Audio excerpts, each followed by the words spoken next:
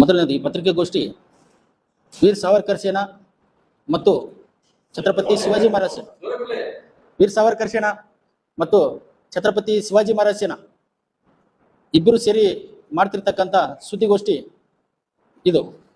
ವಿಷಯ ಏನಪ್ಪ ಅಂದ್ರೆ, ವೀರ್ ಸಾವರ್ಕರ್ ಸೇನಾ ವತಿಯಿಂದ ಏನು ಪ್ರತಿ ವರ್ಷ ಛತ್ರಪತಿ ಶಿವಾಜಿ ಮಹಾರಾಜರ ಜಯಂತ್ಯೋತ್ಸವ ಆಚರಣೆ ಮಾಡೋದು ತಮ್ಗೆಲ್ಲರ ಗಮನಕ್ಕಿದೆ. ಈ 3 ವರ್ಷ ಆಲ್ರೆಡಿ ಅತ್ತಿಕುಂಡಿ ರೋಡ್ ರಸ್ತೆ ಮಾರ್ಗವಾಗಿ ಛತ್ರಪತಿ ಶಿವಾಜಿ ಮಹಾರಾಜರ ಮೂರ್ತಿ ಮೆರವಣಿಗೆ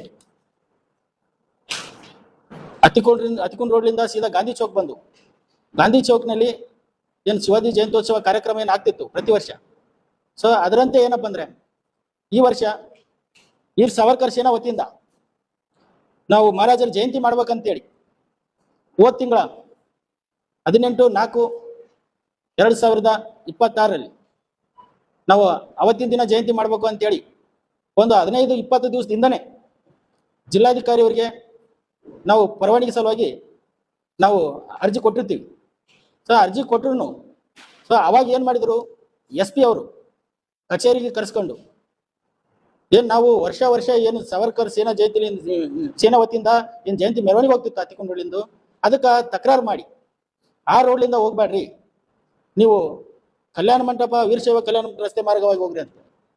ಸೊ ನಾವು ಅವತ್ತು ಪ್ರಶ್ನೆ ಮಾಡಿದ್ವಿ, ಏನು ಹತ್ತಿಕೊಂಡು ರೋಡ್ ಏನು ಪಾಕಿಸ್ತಾನದಲ್ಲಿ ಇದೇನ್ರಿ, ಯಾಕೆ ಹೋಗ್ಬಾರ್ದು ನಾವು ಆ ರೋಡಲ್ಲಿ?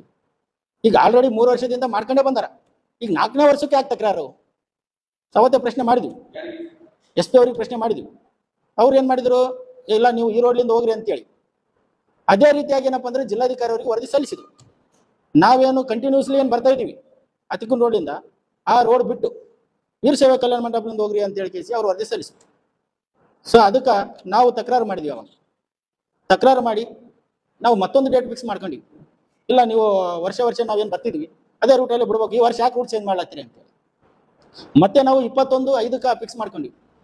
21/5 ಫಿಕ್ಸ್ ಮಾಡ್ಕೊಂಡಾಗ ನಾವು ಸತತವಾಗಿ ತಿರುಗಾಡಿದ್ರು ಕೂಡ ಅವರು ಇಲ್ಲ ನೀವು ಹಿಂಗೆ ಹೋಗ್ಬೋದು ಅಂತೇಳಿ ನಮಗೆ ಯಾವಾಗ ಹೇಳ್ತಾರೆ ಅಂದ್ರೆ, ಜಯಂತಿ ಇನ್ನೊಂದು 4-5 ದಿವಸ ಹೋದಲ್ಲ, ಅವಾಗ ಕರೆದು ಕೇಸಿ ತಕರಾರು ಮಾಡಿ ಇಲ್ಲ ನೀವು ಆ ರೂಟ್ಲಿಂದ ಈ ರೂಟ್ಲಿಂದ ಹೋಗ್ಬೋದು ಅಂತ ಹೇಳಿದ್ರು. ಹೇಳಿದ್ಮೇಲೆ ನಾವು ಆಯ್ತು ಸರಿ ರೀ, ನಮ್ಗೆ ಜಲ್ದಿ ವರದಿ ಕಳಿಸ್ಕೊಡ್ರಿ, ಹತ್ತಿಕೊಂಡು ರೋಡ್ಲಿಂದ ಹೋಗ್ಬೋದು ಅಂತ ಲಾಸ್ಟಿಗೆ ಹೇಳಿದ್ರು ಸರ್. ಯಾವಾಗ ಇನ್ನೂ ಒಂದು 4-5 ದಿವಸ ಉಳಿದಿತ್ತು ಹೇಳಿದ್ರು, ಅದ್ರ ವರದಿ ಕಳ್ಸೋದಕ್ಕೆ ಕಳಿಸ್ಲಿಲ್ಲ. ನಾವು ಏನು ಮಾಡಿದ್ವಿ ಎಲ್ಲರೂ ಸೇರಿ ಅಂದ್ರೆ, ನಾವು ಪ್ರತಿಭಟನೆ ಕೂತ್ಕೊಂಡಿವಿ ಜಿಲ್ಲಾಧಿಕಾರಿ ಕಚೇರಿ ಮುಂದೆ, ನಮಗೆ ಜಲ್ದಿ ಪರವಾನಗಿ ಕೊಡ್ರಿ, ಸಮಯ ಇಲ್ಲ ಅಂತೇಳಿ. ಸೊ ಅವಾಗ ಏನು ಮಾಡಿದ್ರು, 2 ದಿವಸ ಇರ್ಲಾಕ ನಮ್ಗೆ ಏನಪ್ಪ ಅಂದ್ರೆ ಪರ್ಮಿಷನ್ ಕೊಟ್ಟರು. ಪರ್ಮಿಷನ್ ಕೊಟ್ಟಾದ ನಂತರ 2 ದಿವಸದಲ್ಲಿ ಈಗ ನಾವು ತಯಾರಿ ಮಾಡ್ಕೋಬೇಕಲ್ಲ, ಈ ಸಣ್ಣ ಕಾರ್ಯಕ್ರಮ ಅಲ್ಲ ಇದು ದೊಡ್ಡ ಜಯಂತ್ಯೋತ್ಸವ ಕಾರ್ಯಕ್ರಮ ಇರ್ತದೆ. ಸ್ಕ್ರೀನಿಂಗ್ ಮಾಡ್ಕೋಬೇಕು, ಸ್ಟೇಜ್ ಮಾಡ್ಕೋಬೇಕು, ನಗರ ಎಲ್ಲ ನಾವು ಬ್ಯಾನರ್ ಕಟ್ಟಬೇಕು, ಪರಾರಿಗಳು ಕಟ್ಟಬೇಕು, ಧ್ವಜಗಳು ಕಟ್ಟಬೇಕು. ಸೊ ಅದನ್ನೆಲ್ಲ ನಾವು ಯಾವಾಗ ಮಾಡ್ಕೋಬೇಕು ಬೇಕು ಅಂತಲೇ ಇವರು ಪೊಲೀಸ್ ಇಲಾಖೆ ಮತ್ತು ಜಿಲ್ಲಾಡಳಿತ ನಾವು ಈ ಜಯಂತಿ ಮಾಡಬಾರ್ದು ಅನ್ನೋ ಉದ್ದೇಶಕ್ಕೆ ಇವರು 2 ದಿವಸ ಇಲಾಖೆ ನಮಗೆ ಪರವಾನಗಿ ಕೊಟ್ಟಾಗ ಮಾಡಿ, ಏನು ನಮ್ಮ ಹೈದರಾಬಾದಿನ ಹಿಂದೂ ಟೈಗರ್ ರಾಜಾ ಸಿಂಗ್ ಅವರಿಗೆ ನಾವು ಮುಖ್ಯ ಅತಿಥಿ ಹಾಕಿಸಿ ನಾವೇನು ಅವ್ರಿಗೆ ಆಹ್ವಾನ ಮಾಡಿದ್ವಿ. ಸರ್ ಇವ್ರು ಹೇಳ್ತಾರ ಒಂದು ಸಲ ಆ ರೂಟ್ ಬೇಡ ಅಂತ, 2ನೇ ಸರಿ ಗೆಸ್ಟ್ ಬೇಡ ಅಂತ. ಸರ್ ನಾವಂತೀವಿ ಜಯಂತ್ಯೋತ್ಸವ ಪರವಾನಗಿ ಮಾತ್ರ ನಾವು ಲೀಗಲ್ ಆಗಿ ನಿಮ್ಮ ಹತ್ರ ತಗೊಂಡಿದ್ವಿ. ನಿಮ್ಗೆ ಅವ್ರಿಗೆ ಬೇಡ ಇವ್ರಿಗೆ ಬೇಡ ಅನ್ನೋದಕ್ಕೆ ನಿಮ್ಗೆ ಏನು ಅಧಿಕಾರ ಇದೆ ಸರ್? ನಾವು ಕೇಳ್ತೀವಿ ಸರ್, ಏನು ಅಧಿಕಾರ ಇದೆ? ಇವರು ರೀಸನ್ ಏನು ಕೊಟ್ಟಿದ್ದಾರೆ ಅಂದ್ರೆ, 2017 ಏನು ವಿರಾಟ್ ಹಿಂದೂ ಸಮಾವೇಶ ಆಗಿತ್ತು ವನಕೇರಿ ಲೇಔಟ್ನಲ್ಲಿ. ಸೊ ಅದರಲ್ಲಿ ಪ್ರಚೋದನಕಾರಿ ಭಾಷಣ ಮಾಡಿದಾರೆ ಅಂತೇಳಿ ಅದನ್ನ ರೀಸನ್ ಇಟ್ಕೊಂಡು ಇವ್ರು ಏನಪ್ಪ ಅಂದ್ರೆ ಅವ್ರಿಗೆ ಬ್ಯಾಡ್ರಿ ಅಂತ ಹೇಳಿ ಕೇಸಿ ನಮ್ಗೆ ಹೇಳಿದ್ರು. ಸೊ ನಾವಂತೀವಿ ಸರ್, 2017 ಏನು ದೂರು ದಾಖಲಾಗಿತ್ತು ಅದೇನಪ್ಪ ಅಂದ್ರೆ ನ್ಯಾಯಾಲಯ ನಿರ್ದೋಷಿ ಅಂತೇಳಿ ಆಲ್ರೆಡಿ ತೀರ್ಪು ಕೊಟ್ಟಾಗಿದೆ. 2022 ತೀರ್ಪು ಆಗಿದೆ. ಸೊ ತೀರ್ಪು ಆದ ನಂತರನು ಇದು ಏನಪ್ಪ ಅಂದ್ರೆ ನಮ್ಮ ಜಯಂತ್ಯೋತ್ಸವಕ್ಕೆ ಏನಪ್ಪ ಅಂದ್ರೆ ಇವರು ಟಾರ್ಗೆಟ್ ಮಾಡಿದ್ದಾರೆ. ಜಿಲ್ಲಾಡಳಿತ ಪೊಲೀಸ್ ಇಲಾಖೆ ಏನಪ್ಪ ಅಂದ್ರೆ ನಮ್ಮ ಹಿಂದೂಗಳನ್ನ ಟಾರ್ಗೆಟ್ ಮಾಡ್ತಾ ಇದೆ. ಅದಕ್ಕೋಸ್ಕರ ನಾವು ಇವತ್ತಿನ ದಿನ ಈ ಸುದ್ದಿಗೋಷ್ಠಿ ಮುಖಾಂತರ ನಾವು ಎಚ್ಚರಿಕೆ ಕೊಡ್ತಾ ಇದೀವಿ. ನೋಡಿ ಸ್ವಾಮಿ, ನಮ್ಮ ತಾಳ್ಮೆನ ನೀವು ಪರೀಕ್ಷೆ ಮಾಡಬೇಡಿ. ಹಿಂದೂ ಸಮಾಜ ಒಗ್ಗಟ್ಟಾದ್ರೆ ಇತಿಹಾಸ ಆಗ್ತದೆ, ಸ್ವಲ್ಪ ನೆನ್ಪಿಟ್ಕೊಳ್ಳಿ. ವಿನಾಕಾರಣ ನೀವು ನಮ್ಮನ್ನ ಕೆದರ್ತಾ ಇದ್ರಿ. ಅದಕ್ಕೋಸ್ಕರ ನಾವು ಬಹಳ ಜಿಲ್ಲಾಡಳಿತಕ್ಕೆ ಪೊಲೀಸ್ ಇಲಾಖೆ ಎಚ್ಚರಿಕೆ ಕೊಡ್ತಾ ಇದೀವಿ. ನೀವು ತಕ್ಷಣ ಏನ್ ಟಿ ರಾಜಾ ಸಿಂಗ್ ಅವ್ರ ಮೇಲೆ ನೀವೇ ನಿರ್ಬಂಧ ಹೇರಿದ್ರಿ ಅದನ್ನ ವಾಪಸ್ ತಗೊಂಡು ಇಮಿಡಿಯೇಟ್ ಆಗಿ ಏನಪ್ಪ ಅಂದ್ರೆ ನಮ್ಗೆ ಜಯಂತ್ಯೋತ್ಸವ ಆಚರಣೆ ಮಾಡ್ಲಿಕ್ಕೆ ಅನುಕೂಲ ಮಾಡಿಕೊಡ್ಬೇಕು.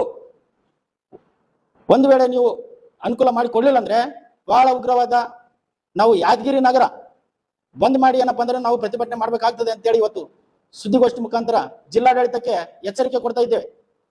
ಆಮೇಲೆ ಇನ್ನೊಂದು, ಎಲ್ಲಾ ಈ ಜಂಟಿ ವೀರ್ ಸಾವರ್ಕರ್ ಸೇನಾ ಮತ್ತು ಛತ್ರಪತಿ ಶಿವಾಜಿ ಮಹಾರಾಜ್ ಸೇನಾ ವತಿಯಿಂದ ಜಿಲ್ಲಾಡಳಿತವನ್ನ ಮುತ್ತಿಗೆ ಹಾಕ್ತೇವೆ. ಇದೇ ನಾಳೆ ಸೋಮವಾರ ದೊಡ್ಡ ಪ್ರತಿಭಟನೆ ಇರ್ತದೆ. ಈ ಪ್ರತಿಭಟನೆಗೆ ಎಲ್ಲಾ ಹಿಂದೂ ಸಂಘಟನೆಗಳು ಎಲ್ಲರಿಗೂ ರಿಕ್ವೆಸ್ಟ್ ಮಾಡ್ತಾ ಇದ್ದೀನಿ, ಎಲ್ಲರೂ ಈ ಒಂದು ಪ್ರತಿಭಟನೆಗೆ ಏನಪ್ಪಾ ಅಂದ್ರೆ ಎಲ್ಲರೂ ಒಗ್ಗೂಡಿ ಈ ಒಂದು ಹೋರಾಟವನ್ನ ಯಶಸ್ವಿಗೊಳಿಸೋಣ. ಆಮೇಲೆ ನಮ್ಮ ಹಕ್ಕನ್ನ ನಾವು ಪಡೆಯೋಣ.